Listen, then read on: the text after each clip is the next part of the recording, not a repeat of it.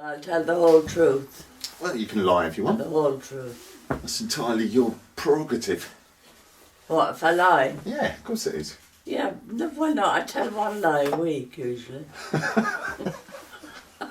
Why do you tell one lie a week? It depends. I allow myself a lie a week. To anyone important? Anyone. It might just happen on occasion that I need to say, not exactly a terrible lie, but, you know, maybe cover the truth a bit.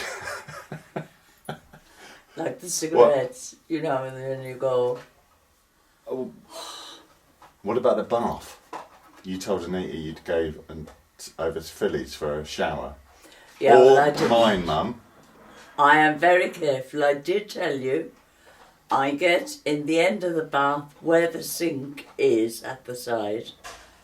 I hold the sink, I get in the bath, I have the mat there. Yeah, carry on. And I'm quite safe. I don't stand up. I kneel down. That was still I a don't lie. lie down either. You did tell Anita you'd... I wouldn't be able to get up. Okay, we were talking in the car. Yeah. So, what hospital were you born in? Were you born in the hospital? line in middle of the town, off O'Connell Street, and Kieran was born there as well. Yeah, I knew he was born in Ireland. And he was one of the last children born there. They pulled it down after that.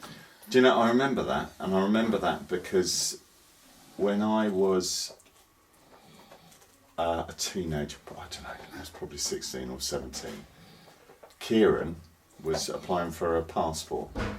Yeah. And didn't he have to, he had a bit of, not trouble, but he had to go through, because he wasn't born in the UK, and at the time all the IRA bombing Yeah, oh was my going. God, yes. Do you remember that? Yeah, I do. Yeah. Yeah. So So I was born there. I think everyone was born there. What's it called? The Line Inn. It's where mothers went for 2 weeks holiday. So lying in. Literally. Lying in, and it's kind of lying in, you know, but it's lying in. That was the and that's what they called title, it? Yeah. In those bygone days, Yeah. their mothers were gone for 2 weeks. Actually, right up until all you were born. If you had them in hospital in the right box. Lisa, I was in hospital for 2 weeks. Now I remember that. Because I remember I stayed with Rita. But in Ireland, when the mothers went in, they always called it a holiday. Giving birth was no trouble.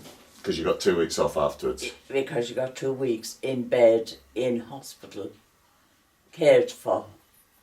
Oh. And the best thing ever was the, what do you call the gas? The gas in air. Gas in air.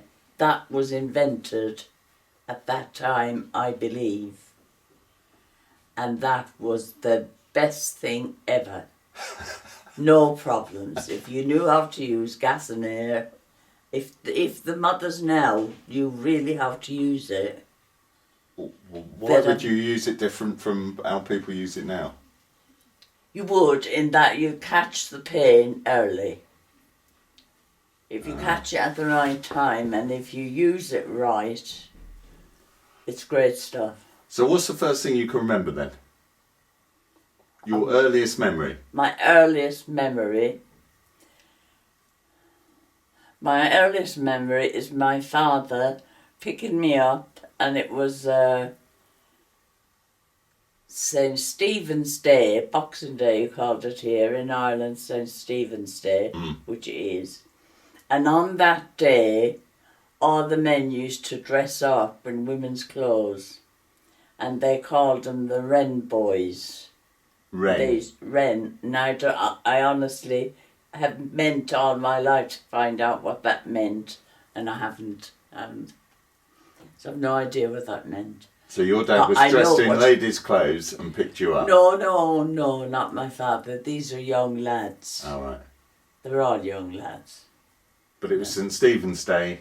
Yeah, and they knock at every door and they got a few pennies from every house, so they had a great time at the end. So if it's your earliest memory, how do you know that was St Stephen's Day? Well, I probably didn't know at the time because I know I was terrorised and I know my father was pacifying me, and I just know. But you were saying in the car over. That was my first memory. Another memory I had was seeing a baby laid out in the living room. But I wasn't particularly bothered. You mean dead? Dead. Yeah. My mother had sent my father up to bring, that was Christopher, down. He didn't know he was dead. My mother knew he was dead.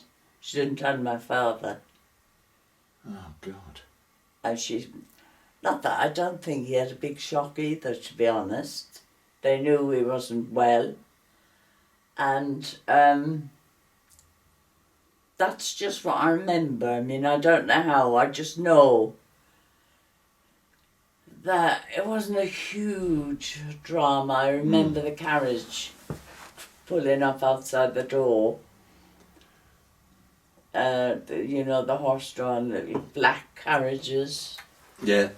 That then my mother and father just went with the baby in the coffin.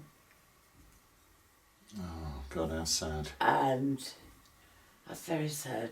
Well, if you think she lost, what did she have, 14 or 15? 9 of us survived. I think she had 14. And the one that died, that really, really was bad, Paddy, and he was 2. Oh, and God. He died when my mother was in hospital having another baby, and my grandmother was looking after him. If you think, Ben, about the toilet situation and all that, he died of dysentery. Oh, God. And in those days, there was nothing. So he'd have lived today. He would. Yeah.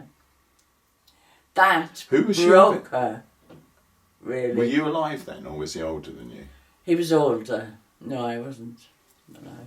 Because you said Bridie brought you up, really. Is that right? It might have been a mixture of... Mary brought me up. Mary brought I you up. remember Bridie from a very young child. Bridie brought up Joe. Yeah. But I've gone back when they were all there and I was young, an infant. Yeah. That was how it was those days. If there's a big family, the older children looked after the youngsters. Yeah. That's how it was. If I was in bed and crying, my mother would call Mary in off the street because they always played out on the street. Come and look after Monica. Come and she's crying for you. And I used to call her, and even now she remembers, and all her memories are gone. If you said to Mary, "What did Monica call you?" she'd say, "Nonga." I have no idea what that meant. Don't ask. I don't know where it came from. And she can remember that. That's how long I was with her. Blimey. Amazing. So, and your school, what school did you go to? The Presentation Convent. Which just sounds weird to me. It was a really good school, I believe. There was another thing with me, though. I ended up with a perforated eardrum at a year old when I had measles. In those days, nothing. And it wasn't until I was 19 that was done. And that was done over here. Oh, so I was 18, I think. So you had a perforated eardrum? And you don't... Because I actually can remember looking at the back of your ear, and your ear's like stuck to your head, isn't it? Where obviously back in those days. I had surgery in the other ear, recent, as you know. Yeah. Had a mastoid. Well, that you wouldn't know, and that was stitched as well. Oh. This one, I would think anyone who had standing out ears would have a great job done, because it just doesn't move. Oh. It's pinned back there. I remember at the time I had that done, I was riding a bike, and it was really difficult if you turned, you'd pull before, while it was healing. Oh. But anyway, that's just a big, that was quite a big thing for me. I'm surprised that half the time I learned to read and write. Because you couldn't hear Half properly. the time I was deaf. When this was building up, and the smell was horrendous when it did. And of course I'm aware of that all my life. Yeah. And at school I think I sat down at the back. Making it even worse because Yeah. you couldn't hear. Yeah. And nobody knew. I was just listless. Probably not listening or heedless. As Philomena, now I tell you once, I remember Philomena saying at home,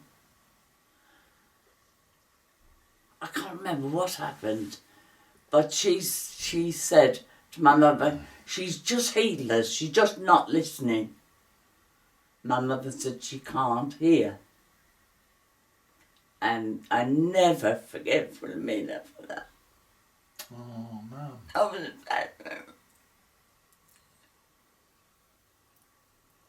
You alright? I'm alright, I'm not going to cry.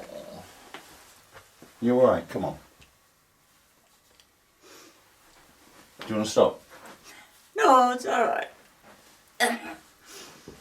Oh, man. But anyway, getting away from that, I grew up with it. It wasn't that bad. I learned to deal with it. Mm. But if it smelt, that was probably an infection. You were probably unwell a lot of the time as well. I don't know. Now, let me get you. Oh, here we go. Anyway, that's it. I won't cry about that. I don't know why. For God's sake, Monica. Bloody all right. hell.